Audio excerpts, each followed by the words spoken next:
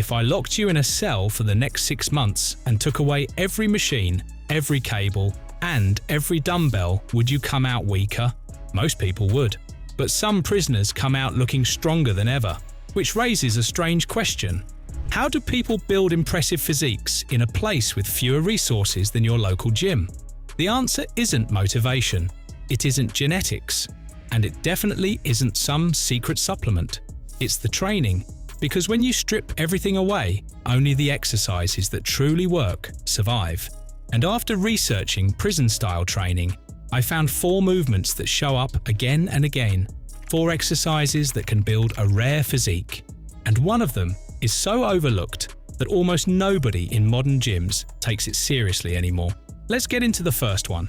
The first exercise is the inverted row. Now, if you've ever imagined a prison workout, you're probably thinking about push-ups. Honestly, so did I. But the more I looked into prison training, the more I realized something interesting. A lot of people spend years building their chest and arms while completely neglecting their back. That's a mistake, because some of the most impressive physiques aren't built from the front, they're built from the back. That's where the inverted row comes in. This movement targets your lats, upper back, rear shoulders, and biceps all at the same time. These are the muscles that help create that wide, powerful look. And the best part is that you don't need fancy equipment to do it. Just grab a low bar, pull your chest toward it, squeeze your back at the top, and lower yourself under control. It sounds simple, but most people are surprised by how challenging a few clean reps can be. And that's exactly why it works. Every repetition forces your body to work as one unit instead of isolating a single muscle. In prison, exercises that deliver the most results with the least equipment tend to survive, and the inverted row is one of them.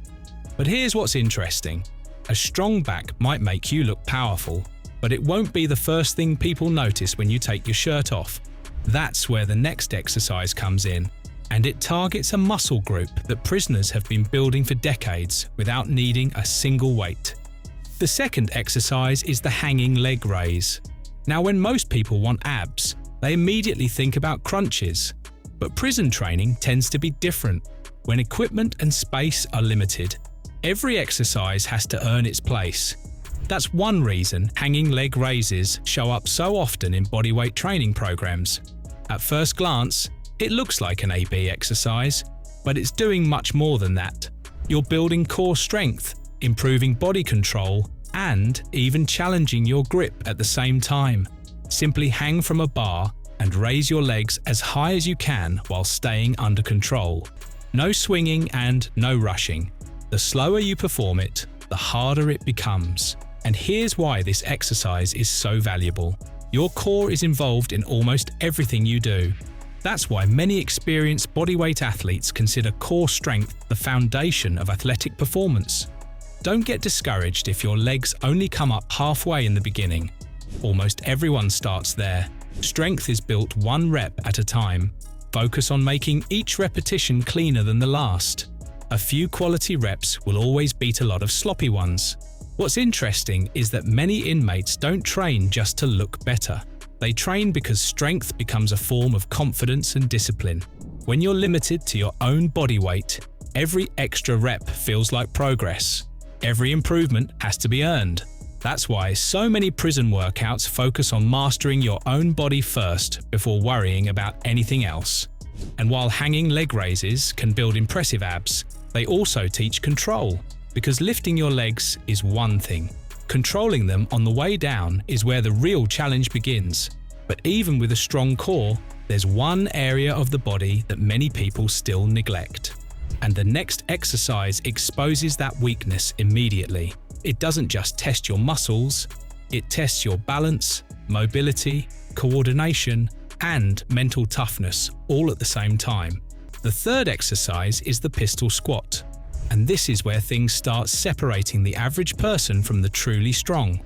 In fact, most people watching this video probably can't perform a clean pistol squat right now. And that's completely normal, because unlike regular squats, this movement forces one leg to do all the work. You're lowering yourself down on a single leg, maintaining balance, controlling your body, and then driving yourself back up until you try it. The moment you attempt your first pistol squat, every weakness gets exposed. Tight ankles, poor balance, weak legs, lack of mobility. It all shows up immediately. That's exactly why this exercise is so valuable. You don't need hundreds of pounds on your back to build strong legs. Sometimes your own body weight is enough. What's fascinating is that prison workouts often rely on movements like this because they create maximum challenge with minimum equipment. No machines, no squat racks, just you against gravity. And if you can eventually master the pistol squat, you'll build a level of lower body strength that most people never develop. But even after building a strong back, a powerful core, and athletic legs, there's still one exercise left. An exercise almost everyone knows.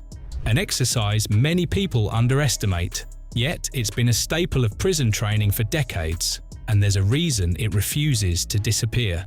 The final exercise is the push-up. Now I know what you're thinking. Push-ups? Really? Out of all the exercises prisoners could do, how does one of the most basic movements make the list?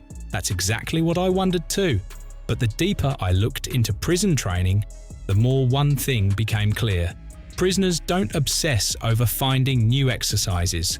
They obsess over mastering the ones that work. And few exercises have stood the test of time like the push-up. This single movement trains your chest, shoulders, triceps, and even your core when performed correctly. More importantly, it's infinitely scalable. A beginner can start with a few reps, while advanced athletes can perform hundreds or move on to harder variations. That's why push-ups have remained a foundation of prison workouts for generations. Not because they're easy, because they work. And when you perform them consistently, week after week, month after month, the results start to add up. A stronger chest, bigger arms, better endurance, more control over your own body. What's interesting is that by this point, you've probably noticed a pattern. None of these exercises are fancy. None require expensive equipment. Yet together, they train almost every major muscle group in your body. Which brings us back to the question we started with.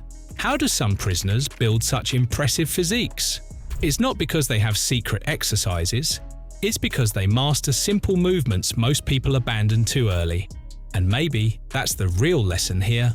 The best workout isn't the most complicated one. It's the one you stick with long enough to transform your body. But here's something I want you to think about. If these 4 exercises can build strength, muscle, balance, and athleticism with almost no equipment, how much of your current workout is actually necessary? Let me know in the comments which of these 4 exercises is the hardest for you. If you enjoyed the video, subscribe for more hidden fitness methods and strength building secrets. Thanks for watching, and I'll see you in the next one.